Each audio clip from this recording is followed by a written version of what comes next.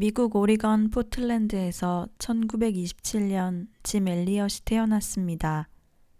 짐의 아버지는 전도자였기에 그의 가족들은 생후 6주 때부터 예배와 주일학교에 참석했습니다. 어머니 클라라는 아이들이 어렸을 때부터 어른 예배에 참석하도록 했고 신앙 교육을 가정의 가장 최우선으로 두었습니다. 아버지 프레드 엘리엇은 날마다 4명의 자녀들에게 성경을 읽어주며 아이들과 함께 기도하였습니다. 짐이 6살 때였습니다. 어느 날 밤 어머니와 함께 집회에서 돌아온 뒤 이렇게 말했습니다.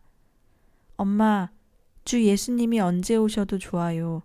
이제 저도 구원받았으니 우리 식구들을 다 데려가실 수 있잖아요. 짐은 어렸을 때부터 자신의 믿음을 친구들에게 전하기 시작했습니다. 엘리엇 집안에서는 자녀들의 친구를 언제나 환영했습니다. 그리고 선교사들도 짐의 집을 방문하여 가족들과 함께 머물다 가곤 했습니다. 손님들과 저녁 식사를 하면서 궁금한 것들이 있을 때면 짐은 서슴없이 질문을 했습니다. 그렇게 선교사들과 이런저런 이야기를 하는 중에 짐은 자신도 어느 날 선교사가 되어 모험에 뛰어드는 상상을 하기 시작했습니다.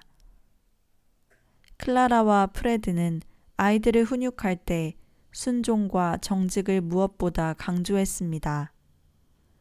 아이들이 14살이 되자 다들 예수님을 자기 삶의 구주로 모셨으니 지금부터 자기 행동을 주님께 직접 책임져야 한다고 말했습니다. 어머니 클라라는 엄마 아빠가 모른다고 아무 탈 없을 거라고 생각하지 말아라. 하나님이 아시고 그분 방식대로 벌하신다. 고 그들에게 말했습니다.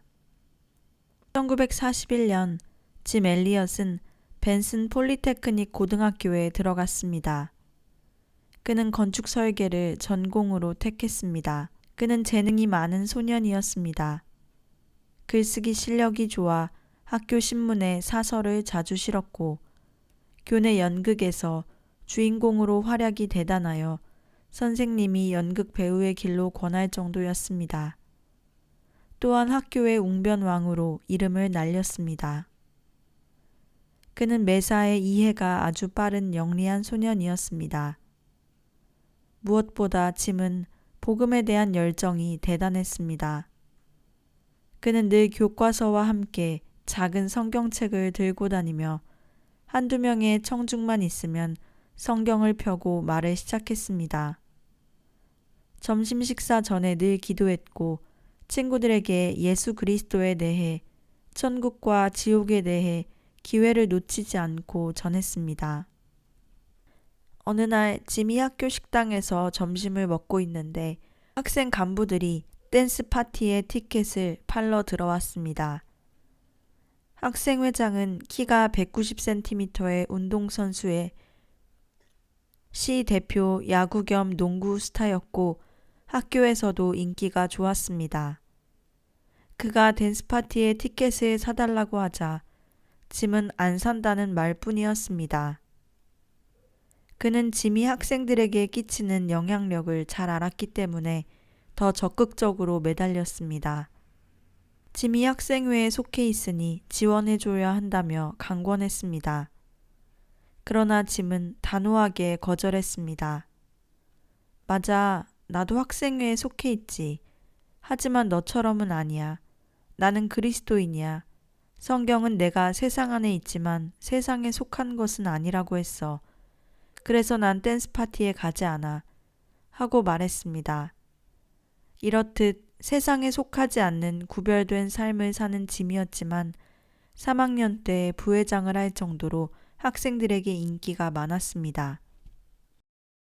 1945년 가을, 짐 엘리엇은 일리노이 휘튼 대학에 입학했습니다. 수많은 학생들이 뚜렷한 목표 없이 대학 생활을 시작했지만 그에게는 분명한 목표가 있었습니다. 그것은 그리스도의 군사로서 훈련을 받는 것이었습니다. 그는 이 목표를 친구들에게 거리낌 없이 말하고 다녔습니다. 그를 편협한 생각의 소유자로 보는 친구들도 있었지만 그는 하나님이여 내 마음을 정하였사오니 라고 자주 기도하며 흔들리지 않았습니다.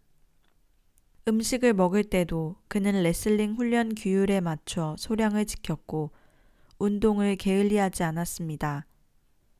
장차 선교사가 되기 위해 몸을 튼튼하게 유지한다는 소신에 따른 것이었습니다. 하나님은 그의 믿음을 보시고 장학금, 시간제 일을 통해 학비를 채워주셨습니다.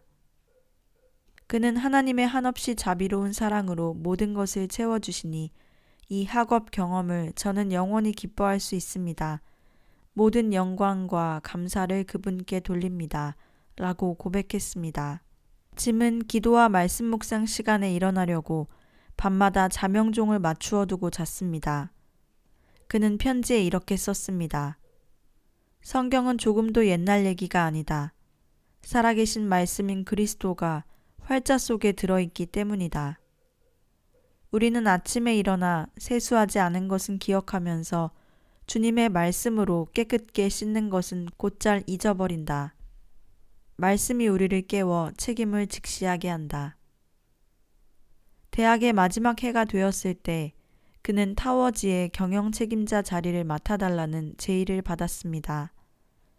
수락하면 6학점을 얻고 1년간 등록금이 면제되며 12,000달러의 직책 수당을 받는 엄청난 혜택이 있었습니다. 하지만 늦게까지 일해야 하고 수업을 줄여야 되며 무엇보다 그의 신앙의 원칙에 어긋나는 많은 일에 공적으로 가담해야 했습니다. 그는 고민했지만 오랜 기도 끝에 거절했습니다.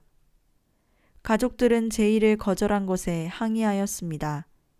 하지만 그는 주님께서 그의 길을 예비하실 것을 기쁨으로 믿었습니다.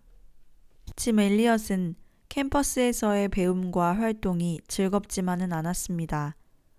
문화, 철학, 가벼운 연극, 콘서트 등은 학생들이 주님을 따르는 겸손한 삶에서 벗어나게 하는 것으로 느껴졌습니다. 그는 하나님이 누리라고 주신 것은 모든 것을 최대한 누렸으나 다만 하나님의 뜻을 쫓는데 방해가 될 만한 일이라면 무조건 활동 영역에서 빼는 것이 현명하다고 생각했습니다. 다만 육체를 훈련하는 것은 약간의 유익이 있다는 것을 믿었기에 레슬링과 같은 스포츠 활동만을 자신에게 허용하였습니다. 그는 일기에 이렇게 썼습니다. 그리스도를 맛본 영혼에게 명랑한 웃음과 짜릿한 혼성 음악과 매혹적 눈웃음은 모두 시시한 일이다. 나는 그분을 깊이 들여 마시리라. 오 그리스도의 영이시여 하나님의 모든 충만으로 저를 채우소서. 짐은 아침 식사 전 1시간 동안 구약을 묵상하고 정오에 몇 분 동안 시편을 읽고 저녁 때 신약을 묵상했습니다. 그는 매년 성경책을 새로 사서 자신이 빨간 펜으로 칠한 말씀이 아닌 성령께서 늘 새로운 진리를 주시기를 구했습니다. 또한 그는 요일별로 목록을 정해놓고 다른 사람들을 위해 기도했습니다. 방에서 혼자만의 시간을 갖기 힘들면 아침 먹으러 캠퍼스로 걸어가면서 기도했고 식당에 줄을 서서도 기도했습니다. 또한 성경 구절을 작은 카드에 써서 주머니에 넣고 다니며 암송했습니다. 암송 카드는 달아 헤어질 때까지 주머니를 떠나지 않았는데 간혹 그것 때문에 짐은 사교성이 없다는 말을 듣기도 했습니다. 암송 카드나 기도 제목 노트가 사람들과의 잡담보다 우선되곤 했기 때문입니다. 그가 선교사로서의 사명을 받은 것은 대학 생활 첫 2년 중 어느 시점이었습니다. 짐은 가서 복음을 전하라는 예수님의 명령을 자신에게 직접 주신 말씀으로 결론지었습니다. 성경이 한 단어도 번역되지 않은 언어가 1,700개라는 것. 선교사로 헌신한 사람 중 90%는 평생 선교지에 나가지 않는다는 것. 세상 사람 64%가 그리스도에 대해 한 번도 들어보지 못했다는 사실들은 그가 미국에 남아있을 이유를 없도록 하였습니다.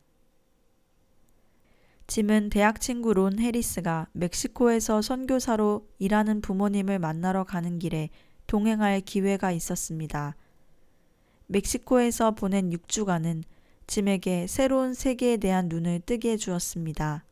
그는 멕시코 사람들이 무척 마음에 들었고 선교사란 무언가 특별하거나 대단한 사람들이 아니라는 사실도 깨닫게 되었습니다. 선교사는 그저 평범한 사람들일 뿐이며 그들이 전하는 복음이 대단하다는 것을 그는 깨달았습니다. 최후 등으로 휘튼 대학을 졸업한 후 짐은 최소 3개월간 집에서 보낼 생각으로 부모님과 함께 자동차 편으로 서부로 돌아왔습니다. 대학에 정든 친구들을 떠나기란 쉽지 않았습니다. 졸업 후 자신에 대한 하나님의 뜻을 아직 몰랐기 때문에 특히 더 그랬습니다.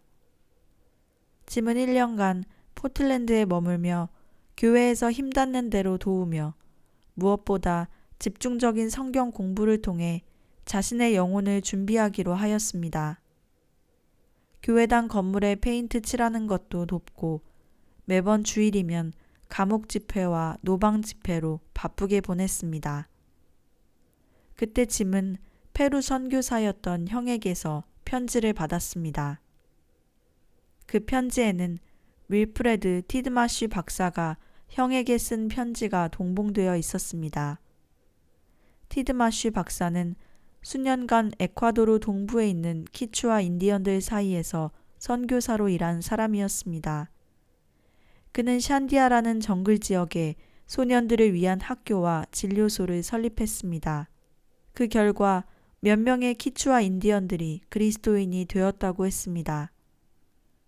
그러던 중에 티드마쉬 박사의 부인이 심한 병이 들어 연속적인 병원 치료가 가능한 큰 도시로 옮길 수밖에 없는 형편이 되었습니다. 몇 년간 애쓰며 수고했던 선교 기지를 떠나야 하는 티드마쉬 박사는 착잡한 심정으로 형 버트에게 편지를 보내 혹시 버트가 샨디아로 와서 일할 의향이 있는지 묻는 것이었습니다. 그 편지를 읽고 짐의 가슴은 뛰기 시작했습니다. 당장에라도 그곳에 가고 싶었지만 하나님의 뜻인지 기도하고 확인받아야 했기에 키추아 인디언에 대한 정보를 알려달라고 요청하는 답신만 보내었습니다. 1950년 6월 짐 엘리엇은 위클리프 성경 번역회에서 주관하는 성경 번역 캠프에 참가했습니다. 짐은 오클라호마 대학에서 머물며 수백 명의 선교사 지망생들과 현역 선교사들과 함께 10주 동안 문자 없는 언어를 연구하는 법을 배웠습니다. 희한한 언어를 듣고 그 말을 적는 음성학, 어떤 단어들이 서로 연관성을 갖고 있는지 알아내는 어역론, 문법에 대한 구문론 등에 대한 강의를 들었습니다. 짐은 다른 사람들의 억양과 방언을 흉내내는 천부적인 소질이 있었던 터라 빠르게 배웠습니다. 참석자들은 한 명의 선교사와 함께 한 달간 언어 쓰기 기술을 연마해야 했는데 각자가 선교사가 발음하는 언어를 듣고 강의 중에 배운 원칙에 따라 그 언어를 받아쓰고 단어와 문법 등을 알아내는 것이었습니다. 마침내 짐이 소개받은 선교사는 에콰도르 정글의 키추아 인디언들 사이에서 일했던 퇴임 선교사였습니다. 믿을 수 없는 우연이었습니다. 짐은 벌써부터 그 언어가 장차 자신이 사역할 언어라는 예감이 들었습니다. 선교사와 대화 중에 짐은 아우카라는 인디언 부족에 대해 처음 듣게 되었습니다. 그들은 지금도 석기시대 생활 방식을 그대로 이어가고 있으며 지구상 가장 복잡 미묘한 석유 탐사 지역으로부터 1.5km 떨어진 지역에 산다고 했습니다. 그들은 외부 사람들을 적대시하여 대부분 보이는 대로 죽인다고 했습니다. 아우카 부족의 이야기를 듣는 동안 짐은 전율이 느껴질 정도로 흥미와 관심이 생겼습니다. 자신이 그들에게 들어가서 복음을 전하고 싶었고 그렇게 되길 바랐습니다. 짐은 하나님의 분명한 응답을 찾아 열흘간 작정 기도에 들어갔습니다. 열흘 뒤 짐은 아침 묵상 중 출애굽기 23장을 읽고 있는데 20절이 생생히 다가왔습니다. 내가 사자를 내 앞서 보내어 길에서 너를 보호하여 너로 내가 예비한 곳에 이르게 하리니 너는 삼가 그 목소리를 청종하고. 그는 하나님의 약속에 대한 단순한 믿음으로 에콰도르로 갈 것을 결심하였습니다. 하나님의 뜻은 거창한 방법이 아니라 아주 작은 일들을 통해서 확증되고 있었습니다. 빌립보서 4장 19절 하나님의 복을 빕니다. 에콰도르를 위해 쓰십시오. 라고 쓰인 익명의 쪽지와 함께 $20가 든 봉투가 편지함에 들어있었던 일도 있었습니다. 짐을 잘 아는 사람들과 가족들은 그가 성경을 가르치고 말씀을 전하는 은사가 뛰어났기에 미국 내 젊은이들을 상대로 사역해야 한다고 생각하며 서운한 뜻을 내비쳤습니다. 그러나 그는 단호한 의지를 내비쳤습니다. 제가 남미로 간다는 말에 부모님이 슬퍼하시는 것은 충분히 이해가 됩니다. 하지만 그분은 제자들에게 마치 세상에 다른 의무들이 존재하지 않는 것처럼 하나님 나라의 전심을 바쳐 그분을 따라야 한다고 명하셨습니다. 물론 그분은 가족 간의 인연도 제외시키지 않으셨습니다. 사실 우리가 가장 가깝다고 여기는 그 사랑이야말로 주님의 뜻을 받들려는 열망에 비하면 차라리 미움이 되어야 한다고 그분은 말씀하셨습니다. 그러니 아들이 부모님을 버리는 것 같다고 슬퍼하지 마시고 오히려 하나님의 뜻이 이루어지는 것을 보며 기뻐하십시오. 시편 기자는 자녀를 여호와의 기업이요 화살통에 자식이 가득한 자는 복이 있다고 했습니다. 화살통에 가득한 것은 화살이 아니고 무엇이겠습니까? 그리고 화살은 쏘라고 있는 것이 아니겠습니까? 그러니 힘센 기도의 팔로 활 시위를 당겨 화살을 쏘아 보내십시오. 부모님의 화살 전부를 곧바로 적진으로 쏘십시오. 위로 보좌로부터 들려오는 부름을 생각하십시오. 너희는 가라. 주변에서 부르는 소리를 들어보십시오. 건너와서 우리를 도우라. 아래서도 저주받은 영혼들의 부르짖음이 들려옵니다. 나사로를 내 아버지의 집에 보내소서. 저희로 이 고통받는 곳에 오지 않게 하소서. 그러므로 이 목소리들에 떠밀려 저는 뻔히 멸망하는 키추아족을 두고 남아있을 수 없습니다. 그는 함께 에콰도르로 떠날 동료를 찾았습니다. 함께 성경 번역 캠프에 참가했던 빌에게 제안했고 그는 받아들였습니다. 그들은 그 도시의 작은 플리머스 형제 교회에서 성경 공부를 인도하고 페인트 칠을 하거나 울타리를 고쳐주는 등의 일을 하고 고향으로 돌아가 선교지로 나갈 준비를 하기로 하였습니다. 그런데 짐이 포틀랜드에 돌아온 지 몇 주 만에 그 계획은 물거품이 되고 말았습니다. 빌 캐더스가 결혼을 한다고 하며 자신의 배우자가 인디언들에게 가서 열악한 환경을 배겨낼지 의문이며 아무래도 자신은 함께 에콰도르에 갈 수 없을 것 같다고 했습니다. 또 다른 동료 한 명이었던 휘튼 대학 동창인 에드 맥컬리도 결혼을 발표하며 선교 동역자가 될 수 없을 거란 사실에 낙담했습니다. 짐은 혼자라도 가겠다고 마음을 굳히고 미국에 있는 형제 교회를 찾아다니며 앞으로 자신을 재정적으로 뒷받침해달라고 요청했습니다. 짐이 첫 번째로 들른 곳은 시애틀이었는데 짐과 어릴 때부터 함께 놀며 자란 피트 플레밍이 자신이 다니는 교회에서 설교하도록 도와주었습니다. 그런데 그날 피트 플레밍의 인생 행로가 바뀌고 말았습니다. 사실 피트는 신학대학원에 진학하고 약혼자와 결혼하려 했는데 옛 친구 짐 엘리엇의 설교를 들으며 에콰도르로 가겠다고 마음을 바꾼 것입니다. 그리하여 짐과 피트는 함께 에콰도르로 떠나게 되었습니다.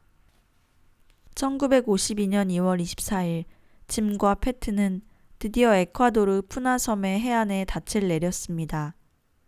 18일간의 항해 끝에 과야킬 도시의 거리에 나가자 길가에는 상인들이 돗자리를 깔아놓고 오색 찬연한 물건들을 팔고 있었습니다. 숙소에 도착해서 얼른 잠자리에 들었지만 잠을 자는 일이 쉽지 않았습니다. 침대 매트리스가 너무 단단해서 몹시도 불편했고 작은 방 안에는 온통 모기들이 진을 치고 있었습니다. 마치 X선의 시력이라도 가진 듯 모기들은 짐과 피트의 침대 위에 처진 모기장 틈새를 용케도 알아내고 들어와서 두 사람을 못살게 굴었습니다. 게다가 주변의 소음도 만만치 않았습니다. 어딘가에서 거의 15분에 한 번씩 교회에 걸린 종탑시계가 울려댔고 길거리에서는 사람들이 떠드는 소리와 노새가 따그닥거리며 걷는 소리가 요란했습니다. 문들이 여닫힐 때에는 집안 전체가 흔들리는 것 같았고 천장에 달린 선풍기는 귀에 거슬리는 소리를 내며 돌아갔습니다. 밤새 뒤척이다가 다음 날이 밝았습니다. 티드마쉬 박사가 두 사람을 기다리고 있었습니다.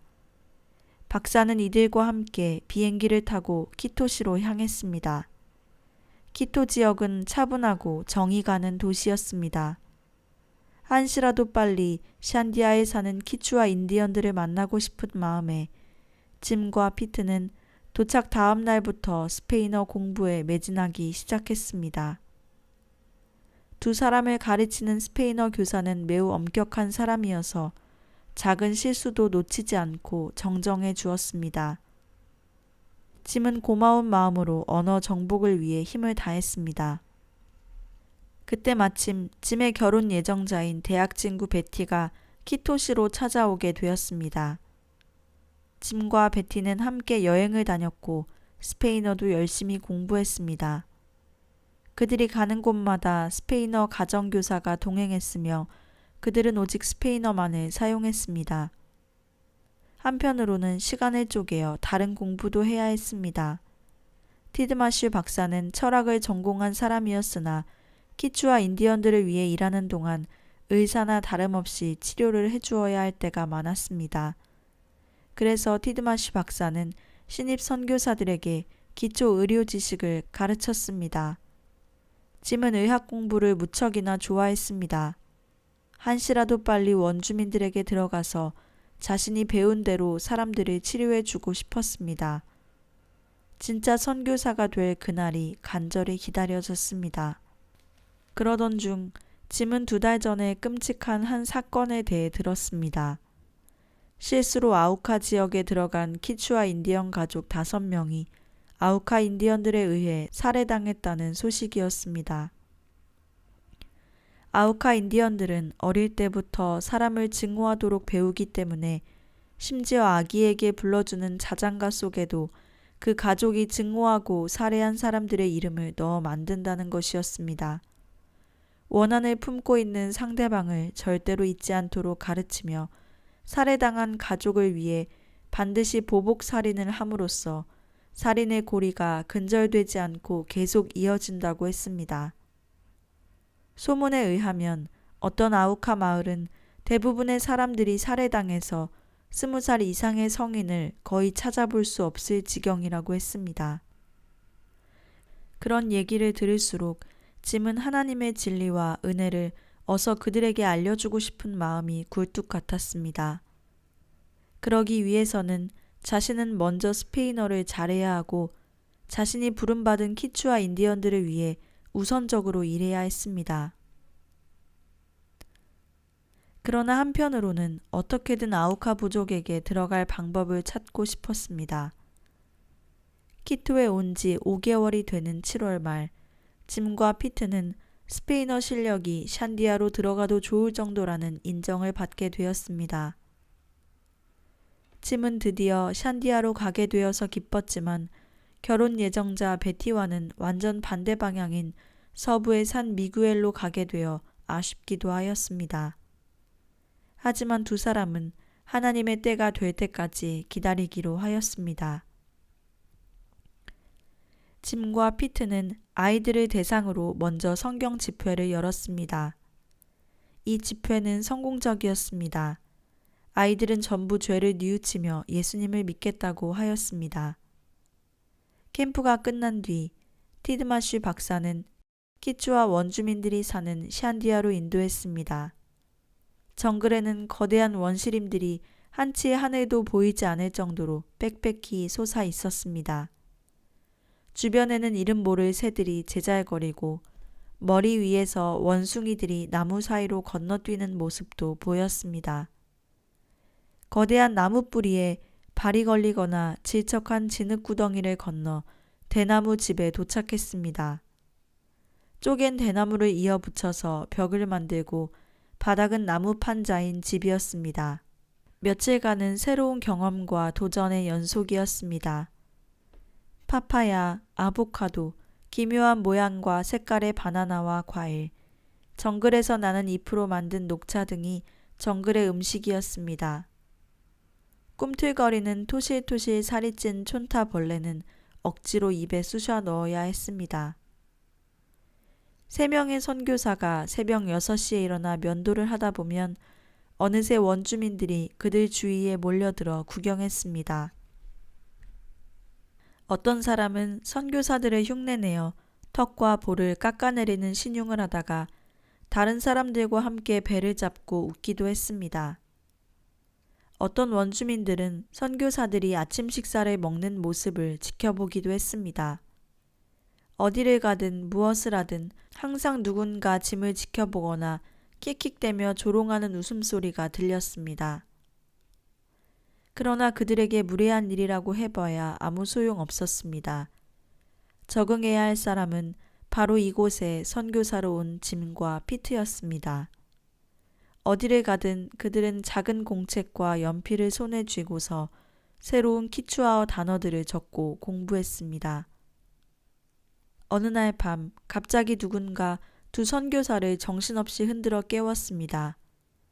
2 사람은 재빨리 옷을 챙겨 입고 인디언 남자를 따라서 숲속에 난 길과 강변길을 걸어갔습니다.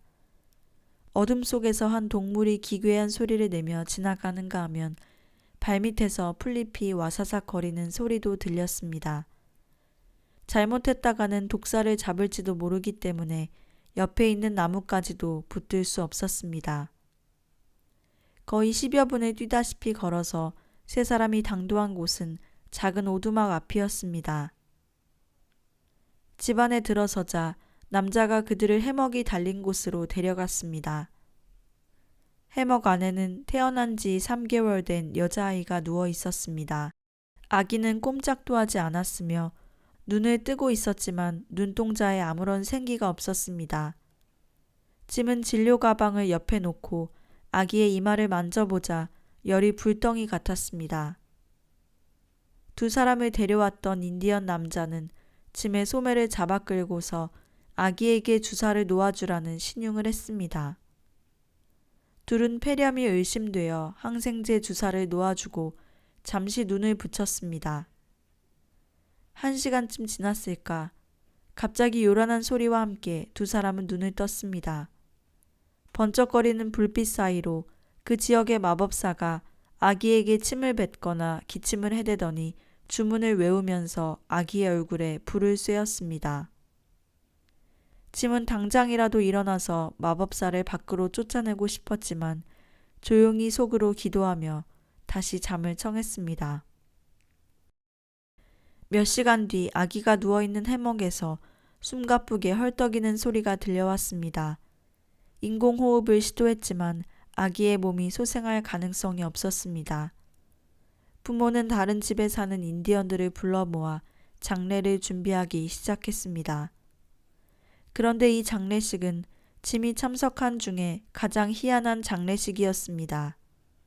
문상객들이 하나같이 웃고 떠들며 즐거워했습니다.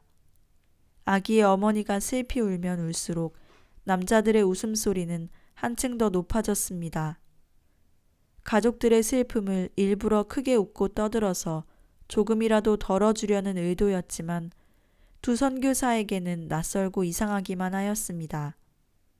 그날 늦은 오후 아기를 학교 뒷마당에 묻도록 도와주고 돌아왔는데 반가운 소식을 들었습니다. 자신의 대학 동창인 에드 맥컬리라는 친구가 1년간의 선교의학 공부를 마치고 짐의 사역에 합류할 예정이라는 반가운 편지를 받은 것입니다. 에드는 원래 오직 미래의 성공만을 꿈꾸던 학생이었고 선교에는 관심이 없었습니다. 짐은 에드가 선교사가 되기를 간절히 기도했지만 그는 변호사가 되기 위해 법학대학원으로 진학하여 짐에게 큰 실망을 안겨주었습니다. 그러나 이제 에드가 기적적으로 선교사가 되어 키투에 온다니 감격하지 않을 수 없었습니다.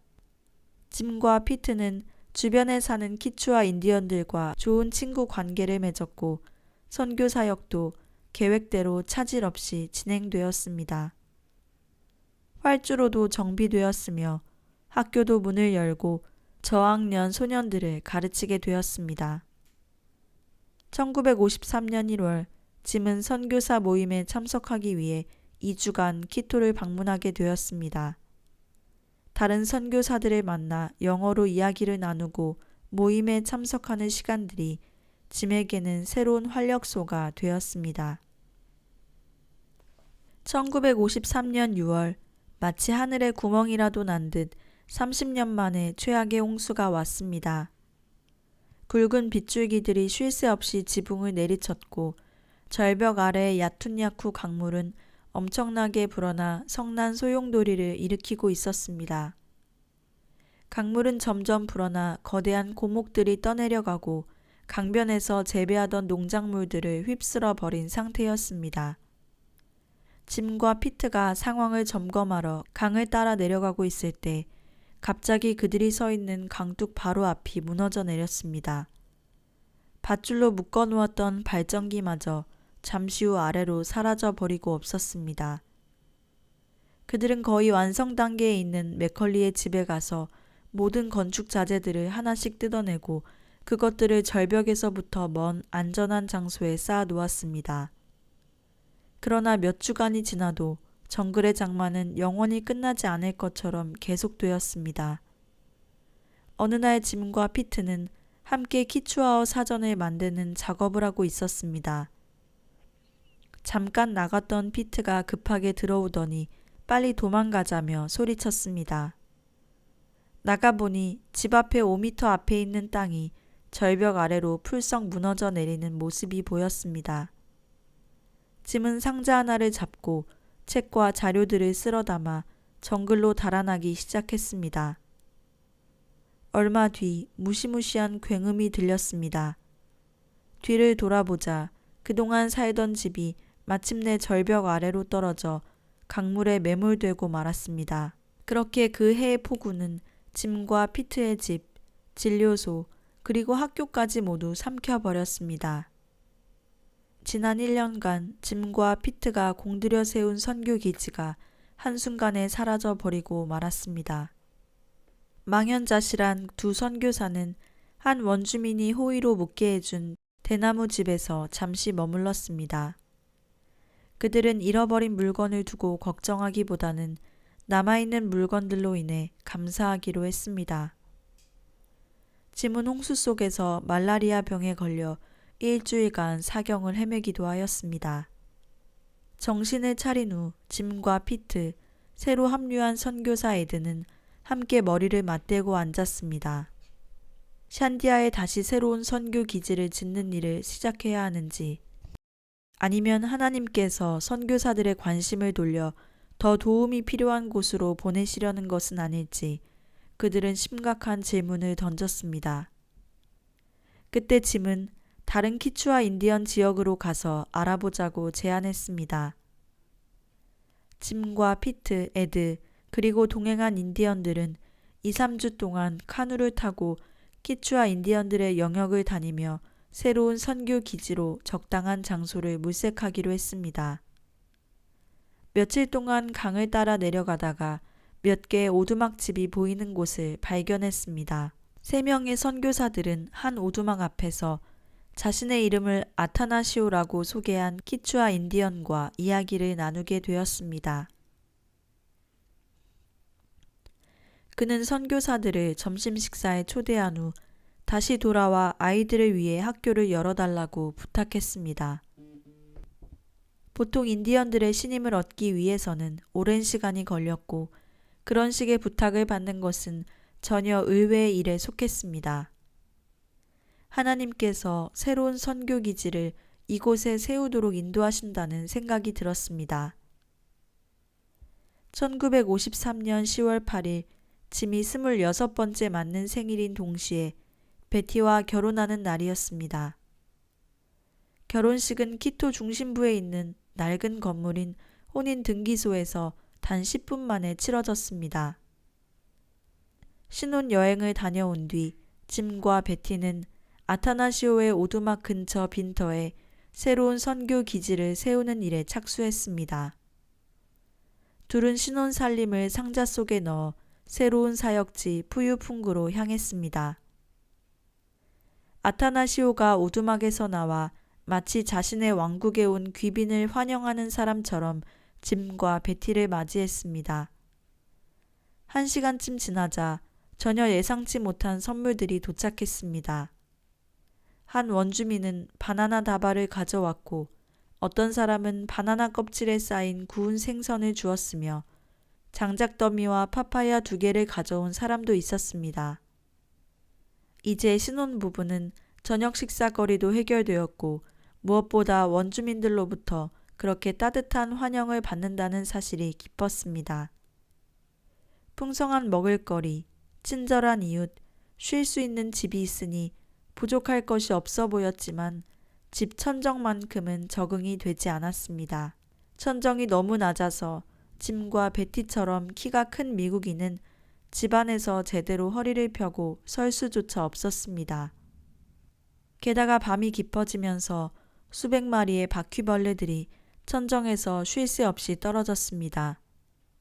밤새 뜬 눈으로 지샌 후 둘은 근처에 텐트를 치고 자기 시작했습니다.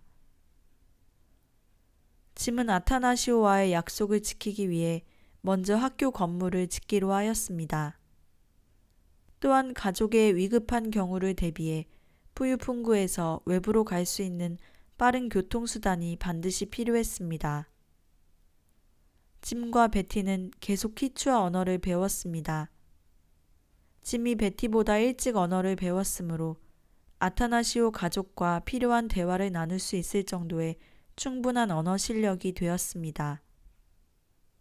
그들은 매일 아침마다 세메라에 무선을 보내 다른 선교사들의 소식을 듣곤 했습니다. 12월 18일 이른 아침, 짐과 베티는 선교사들을 만나러 샨디아로 가기 위해 정글 여행을 시작했습니다. 정글은 듣던 것보다 더 나무들이 무성하고 울창했습니다. 어마어마하게 큰 열매들이 나무 꼭대기에 주렁주렁 달려있고 어떤 나뭇잎들은 좋기 1m는 됨직하게 넓었습니다. 연신 나무 위를 오가는 원숭이, 주변에서 시끄럽게 울어대는 청개구리, 앵무새의 깍깍거리는 소리, 마치 문명과 동떨어진 석기시대로 돌아간 느낌이었습니다. 남미의 정글은 그야말로 자연의 아름다움과 신비에 휩싸여 있었습니다. 5시간이 지나자 계속 허리를 굽히고 가느라 허리가 몹시 아팠고 칼을 휘둘러 나뭇가지를 쳐내느라 손에 물집이 잡혔습니다. 발도 퉁퉁 부어 올랐습니다. 다음날 아침 2사람은 샨디아에 도착해서 맥컬리 가족 피트와 기쁜 재회를 했습니다. 피트와 에드는 샨디아에 사는 인디언들이 점차로 기독교에 상당한 관심을 나타내고 있으며 몇 명의 인디언들은 성경 공부 모임에 꼬박꼬박 참석하여 많은 질문을 한다고 했습니다. 참으로 반가운 소식이 아닐 수 없었습니다. 원주민들이 기독교에 그토록 관심이 높아져 있다면 이번 시기를 놓치지 말고 크리스마스 기간에 샨디아에서 성경 집회를 여는 것이 좋겠다는 의견이 모아졌습니다. 그러나 오리엔테 지역에 사는 인디언들에게는 조용히 앉아서 다른 사람의 말을 경청한다는 개념이 없었습니다. 어떤 사람들은 집에서 키우는 애완동물을 끌고 오기도 했습니다. 키추아 여인들은 교회에 앉아있는 시간을 이용해 온갖 잡다한 일거리에 분주했습니다. 아이들의 머리를 빗겨주거나 이를 잡아주고 발을 손으로 쓸어가며 발에 박힌 가시를 뽑아내는 여인들도 있었습니다. 남자들은 설교 중간에 일어나 몸을 긁어대거나 지나가는 사람들에게 소리를 지르기도 하고 소위 화장실을 이용하려고 밖에서 돌아다니다가 교회 벽에 실례를 하기도 했습니다. 그러나 성경 집회가 끝났을 때 모임에 참석했던 80여 명의 원주민들이 사실은 선교사들의 이야기에 귀를 기울이고 있었다는 사실이 드러났습니다. 유진아와 카멜라라고 하는 2명의 10대 소녀들이 교리 문답을 한 후에 세례를 받겠다고 자청했습니다. 아이들은 성경 말씀을 제대로 이해하고 교리 문답에 대답했습니다. 주일이 되자 짐은 키추아 원주민 선교 사상 첫 개종자 2명에게 탈락강에서 세례를 주었습니다. 성경 집회가 성공리에 마무리되자 선교사들은 미래의 선교 계획을 재고하게 되었습니다. 선교사들의 의견이 모아질수록 샨디아가 선교 바퀴의 축이 되고 그 축을 기반으로 작은 선교 기지들이 다른 지역을 향해 뻗어가는 것이 가장 이상적인 계획으로 여겨졌습니다. 짐과 베티는 푸유풍구에서 일하면서도 정기적으로 샨디아를 오고 가기로 했습니다. 1954년 5월 샨디아에 도착했습니다.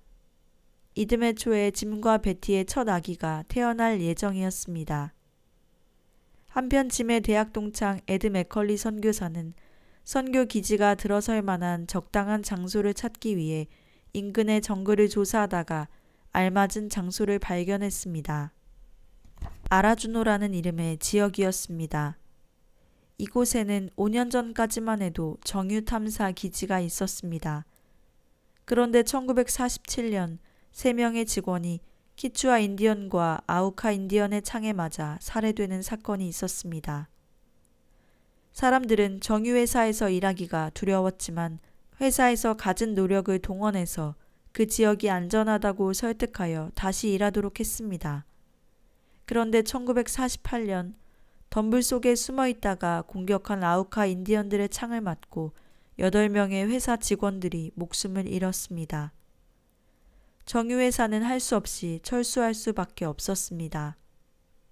이제 아라주노 지역은 유령의 도시로 변해 있었습니다. 건물들은 덩굴로 뒤덮여 흉하게 파손되었으며 거의 무너져 버렸습니다.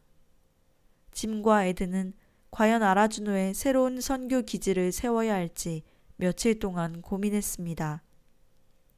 며칠간의 기도와 토론 끝에 짐과 에드가 아라주노로 들어가서 주변의 키추아 인디언들이 어떤 반응을 보이는지 직접 알아보기로 했습니다. 짐은 아라주노 마을이 언젠가는 아우카 인디언들에게 들어가 선교할 수 있는 전초 기지가 되게 해달라고 기도했습니다. 그는 언젠가는 하나님이 그들에게 다가갈 길을 열어주실 것이라고 믿었습니다.